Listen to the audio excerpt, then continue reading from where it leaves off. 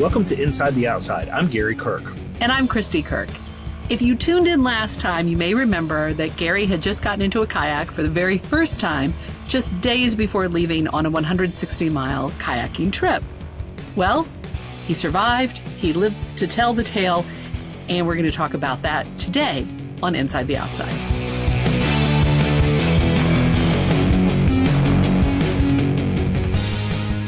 Now, Gary and I haven't actually talked much about this trip since he's been back, so this will be my first debrief on the whole situation, too. Certainly you survived. You are physically present in our home. How was it? Did your 2 hours in the kayak prepare you for 160 miles? In no way did it prepare me for what the trip dealt out. It was good that my maiden voyage wasn't on the trip, so I did at least know how to get in and out of the kayak. And I know you've never kayaked. I have not. And that is one of the hardest things to do. So I didn't bust my ass immediately in front of everybody. However, because I knew I was around other people that kayaked, I was so nervous that I actually started the first maybe 100 yards with my paddle upside down. And I was just happy to be upright. And Scott kind of paddles up beside me and says, "Hey, man, your paddle's upside down." And I'm like, "I knew that. I was just, testing to see if you actually knew what the hell you were doing, see what kind of kayak guy you are." And I'm sure he bought that. Yeah. So what you're saying is something I think most of us would agree that you need to prepare for trips like this. Absolutely. You need to prepare, and preparing is not just gathering your clothes. It's not, Is it really, Gary? Believe it or not, I wrote down a few notes off of this trip. It's not gathering your food. It's, the real preparedness is physical and mental. And if you've never kayaked, like me, there's no way that I could prepare for what actually happened. I walked away from this trip feeling like I'm prepared to go conquer the mountain. I felt like King Kong walking off of that water. Well, I think people would consider preparing kayaking multiple times before tackling something like this. Yes. So if I was going to tell anybody that was interested in doing a trip like this, don't do what I did. Don't make it your first trip. I love to learn things the hard way and often drag other people along with me. But every part of this trip was doable by someone who doesn't necessarily have to be a seasoned pro, but you don't want to be a novice going out there. If I had not had the years of canoeing experience, I would have been so far out of my element that it would have actually been dangerous and I would have probably walked away. But the mental fortitude required to complete this distance, along with the physical demand of basically sitting on a rowing machine for 8 to 10 hours a day for 7 straight days. I totaled it up and it was a little over 2 days and so many hours of cumulative time of actually in motion paddling. So you're not prepared. No. And let's be honest, you aren't training in any other way. Hey, I did probably 75 to 80 push-ups before I went on this trip. Right. So no other physical conditioning whatsoever. And I walk up and down the stairs every day to go to bed. So how did your body feel afterwards? Okay. So to really paint that picture, afterwards, I actually did not hurt. I was exhausted. Trust me, I was tired. I really enjoyed that first night's sleep back in my own bed, but my muscles don't hurt. I got over that. Now, day 2, if you had asked me the same question, I felt like I'd been kicked by a mule in my low back and then run over by a truck a few times, a really big truck. And that is the day that I had to kick in the mental part of my game. Mental is the only way that I made it through day 2. I'm glad I did, because on day 3, technique finally kicked in. The lessons that Scott was teaching me along the way about how to hold the paddle right side up and how to stroke in the water, how to read the water or get the current to help me. There's so many things that I had totally overlooked in my canoeing days because I was just paddling from fishing spot to fishing spot. I wasn't trying to make any distance. So I didn't really need to read the river from a navigational standpoint other than just how am I going to navigate in and fish that spot. So a lot of learning, not just about how to endure, but also how to be on the water. Yes, I learned so much from Scott and Raul on this trip about paddling and how to read the water. And then Raul gave me, I won't call it the best tip, but it was the best tip in the moment because Raul joined us halfway into the trip. It was right at 80 miles and, I'd gotten my technique down, but my low back was still absolutely killing me. And he told me how to sit properly. Something as simple as just sit up straight and crunch your abs.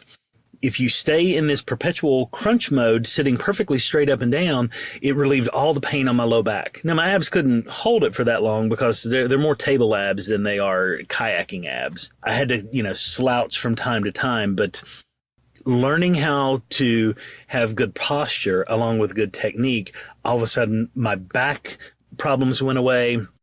My arms got over themselves and said, you know what, he's going to keep doing this. We might as well quit crying about it. And then I was able to endure. So by day 7, you knew how to kayak. I think I know how to kayak. However, when I was in my 20s, I thought I knew everything. And I now know that I didn't know a damn thing. So get back to me later. One of the things we often do on hiking trips is pack too much food. What was that situation like for you with the kayak? Because you don't have to carry it on your back. You can stuff it in a boat. So how much food did you take? And did you have enough? Too much? So it's interesting on this trip, Avery and I were talking about it. Avery Flynn from Outdoorsman Outfitters was one of the other paddlers. And he and I both packed for this trip exactly like we would have a backpacking trip. And that means that we were trying to be weight conscious, but also we were focused on perishable versus non-perishable foods. And I ended up taking a lot of stuff that I didn't eat because it was freeze-dried. So I had a lot of these Mountain House meals, and I really didn't eat any of them. I ate a couple of the breakfasts, but I didn't even eat them around camp. I just threw some hot water in there and then tossed them in the boat and ate them a little bit later. So I ended up coming back with a lot of food, but I also ended up on the trip picking up other food because when I got with Scott and realized we could have a big cooler with us with some ice and have these perishable items, we ended up taking steaks and sausages and, we ended up having mashed potatoes, macaroni and cheese, and we had a Taco Bell pit stop in one of our portages. Right. So what was different with the kayaking trip compared to a backpacking trip is that backpacking, you're out in the wilderness, there's no Taco Bell. No. And with the kayaking, you're along waterways. So sometimes you were very close to civilization. Yes. And you guys were able to go in. Well, that certainly takes some of the roughing it out of it, which isn't necessarily a bad thing. Trust me, we were still very much roughing it. We were haggard at all points, and that Taco Bell, my God, the glow of that bell was quite glorious. I even bought some extra so that I could throw it in the cooler, and then the next day that became my breakfast and my lunch instead of the delicious trail mix and freeze-dried eggs that I had packed. That's really funny. Like you had spare Taco Bell. Hey, you're hoarding Taco Bell for absolutely.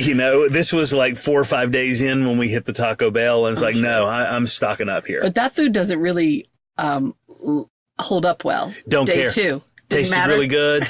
Tasted really good. It's a whole lot of carbs, from all those tortilla shells and stuff. So yeah, it was really good to give me a boost. So what was your big takeaway from this trip? So, big takeaway. Obviously, you need to prepare and you need to train, which means these, short trips ahead of time. But I think the biggest thing that we all realized on this trip, because in the end, there were 4 of us paddlers, and you realize that you shouldn't be out there alone. So you are a team, you are a unit. And, this is one of those things where you're only as strong as your weakest person. And, oftentimes that was me, but it wasn't always me. Sometimes I was out in the front of the pack, but you have to stick together. You have to be a team. And, when somebody else is down, you're there to help pick them up. And when you're succeeding, you're there to celebrate with each other. And, I walked away with 3 really good friends that I know better now than I know some of the people that I work with or have known for years. Well, teamwork is key in every successful venture. So I'm glad that happened in your kayaking trip too. I was thinking it was more, you're all out there together, but yet you're solo. So it's cool to hear that you were actually really working together. But I'm wondering, for our listeners too, are going, oh, I want to learn to kayak. What do I need? What are some of the must-haves that you sort of discovered when you were on this trip as well? Well, some of the first things that are obvious for any trip, whether it's a kayak or backpacking, hiking, is consider the environment that you're in. And for this particular situation, it was practically like packing or preparing for the desert. You're in nonstop sun, and it's not just coming down from above. It's reflecting off of the water. Even when, there's overcast, you're just getting pelted with sun. So you have to have some sunscreen. You have to have some lip balm with an SPF in it, a really good one, sunglasses, a wide brimmed hat. Something I didn't take that I wish I had was a buff. Scott and Avery both were using these regularly, and my lips, even though I was using sunscreen, my lips and my cheekbones were sunburned by day 2, and these guys weren't, because when they were going, they could pull those up over their lower part of their face, and then they had a hat for the top. So really, they looked like these ninjas going down the river, and it showed. By day 2, I had a sunburned lip, even though I was constantly using that lip balm. So that's something that I'm glad, or I wish I'd had.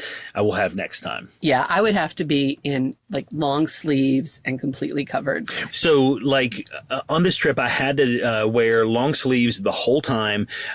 Anywhere that you had exposed skin would get burned. You would know exactly the spot that you missed with sunscreen by the end of the day, because it would be just glowing. So I always wore long sleeves. I had some type of full-length pants on, and I had wool socks on the whole time, even though they're down inside the boat. I used that more than I did shoes, because it was just easier to get in and out. Something else that I had that Avery didn't have, and I'm so glad that Scott encouraged me to buy a rain skirt. You don't realize how much water gets in and out when you're moving in and out of the boat. And then a wave comes by and splashes, because you're only sitting about 3 or 4 inches off of the water. So it's really easy to get water in the cockpit with you, and you don't want to have that happen. So having a rain skirt, anytime the water would kick up, I could have that and pull it over, and it would just seal me up inside there. But the other thing that Scott had, and I thought it was stupid. He suggested it. I'm like, why would I need a sponge? But having that sponge, when you get those little splashes that come in there, you can take the sponge and sop it up, because otherwise there's no way to get that little bit of water out of there. And if you stay on top of it, that little bit of water doesn't turn into a whole lot of water that you have to pull a pump out for. That's another thing. Everybody on the trip had a bilge pump. That's something that you have to have. I've never had one in any of my canoes, because in a canoe, you could just flip it upside down, or you could, take a cup or anything that you got with you and bail out water. But in a kayak, it's so contained, you have to have a way to get that water out of there. So that was a big deal too. Something I wish that I had that I didn't is a pee bottle. For real? For real. So there are times when you're out on a lake and you are hours from shore. And if you have to pee, you either hold it or you get out the pee bottle. Avery said that he's going to design a special pair of pants that will zip all the way around, so that way you don't even have to get up. You can just unzip. Wouldn't Depends do the same thing? I'm not wearing an adult diaper until I'm forced to. Okay, well, I certainly understand that, but yeah, I don't, and that's certainly a pee bottle isn't feasible for women. So. Hey, they make cute little adapters that you can. No, you can make it work. Well, that's a no. But anyway. I will throw that out there for you gentlemen and adventurous ladies. You might want to give that a consideration. I did not have one. So there was one day that we actually didn't even get a stretch break in between. And I was on the water in that boat for roughly 8 hours without peeing. Land never looked so glorious. I'm sure of that. All right. Well, I'm glad you had a good trip. I know you learned a lot of lessons the hard way. We might even need to change the name of the podcast to something like Don't Do What We Did. But well, it's funny that you say that, because I actually invented a segment for the show while I was out there paddling, and it's called What I Learned. Because every time I would learn one of these hard lessons, and I learned a lot of them, I thought, I need to express this. So watch out on the website and our social media. I might post a few of these videos of me just having to come to Jesus with myself. There you go. And then we are going to have several upcoming mini-sodes taking a look at different aspects of Gary's kayaking trip and talking to the other members of the expedition and learning from all of them. So look forward to those episodes coming soon. And we have some other new things we're going to be doing or bringing to the show. One, I have a subscription box addiction, and we're going to tie that into the show. So we're looking at some of these hiking and outdoor adventure subscription boxes, and we're going to do some reviews. And we have one that we're trying out right now. We're going to get a couple more months of their subscription box in, and then we're going to share that with you and let you know how it's working. And we're going to start sprinkling in some gear reviews now and then. And Gary, on this kayaking trip, checked out, really the Cadillac of hammocks, right? Yes, that is the consensus out in the community. It was a Raven Dream hammock that I took on this trip. Randy Smith sent it down to me to give it a try, and I was not disappointed. I'm going to do a full gear review and post that standalone on the website, so be looking for that. But just to give you a few of the high points about this particular hammock is it's got a great feel to it. The fabric that they use is wonderful. It feels good against the skin. It doesn't feel like your typical hammock. It had an integrated bug net in it, which I really, really like. Didn't initially start with that. We had the Franke style bug nets that we were using, but these zip-in bug nets are super nice. I like the stretch to this fabric because it allowed me, a big guy, I'm 6'2", 230 pounds, and I could move all around in this hammock. It wasn't hard to find the sweet spot to get comfortable. He included a ridgeline organizer, a gear sling, and the peak organizer. The peak organizer was really nice. It goes right up in the tip of the hammock. You can shove your little goodies, whatever it was. I used it to store my pillow in. And then the organizer was great for my phone and little flashlights and stuff like that. And then the gear sling, I think you're going to really like this because I used it to store clothes in. I would keep my pajamas in there. I would keep a spare flashlight in there. And then anything that I had in my pockets or whatever that I knew that I was going to need to take out that night, but need it right back up the next morning, pop it all in there, pocket knife, whatever I needed. And it was right there, easy to grab. So that was super nice. Right. And you've already tried out the hammock. I'm going to try it out as well so you can hear both of our perspectives on it. Exactly. And we'll be bringing that to you in the future. So look for that. And there will be more gear reviews as well. So a new segment coming your way. And maybe we will test some of these pee bottle attachments. I don't know. To be determined. We'll see. But gear reviews are coming. And before we wrap up, I just want to make sure all the listeners know that it is still not too late to donate to help out the Children's Cancer Partners of the Carolinas.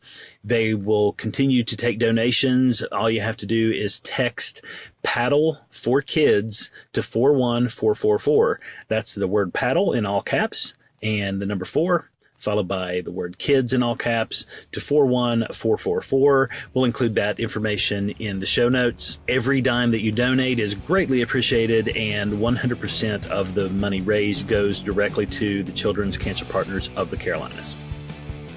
Inside the Outside is proudly brought to you by Terrapin Outfitters. Terrapin Outfitters is an innovative company that specializes in developing clothing and gear that enhance people's enjoyment of outdoor activities. Check them out at terrapinoutfitters.com. And follow us on Facebook and Instagram. Look for the handle Inside the Outside Show. For links to our social media and other stuff that we talk about in the show, be sure to check out the show notes and our website, InsideTheOutsideShow.com.